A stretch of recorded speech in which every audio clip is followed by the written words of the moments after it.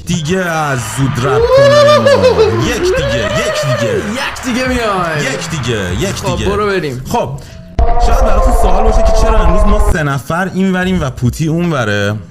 ما 3 نفری جمع شدیم که پوتی رو بزنیم، یعنی 3 به 1 بزنیم، چون هر کاری میکردیم ایشون خدایی قویه نمیافتاد بیرون. خب نظر راجع به این جنایتی که امروز قرار در چیزت بشه چیه؟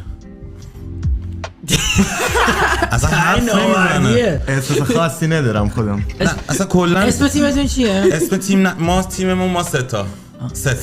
سه شمشیر، 3 رایم دار، 3 تفنگ دار، 2 کله بوک و یه مغز. این دوتا رو زدی باز؟ کیو زدی؟ اوه خب قافیه چیه؟ این شروعه.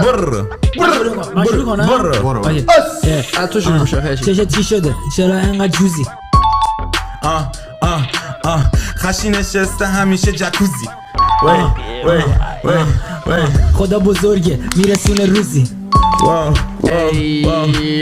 صدام کلافته بگو آجی کوشی.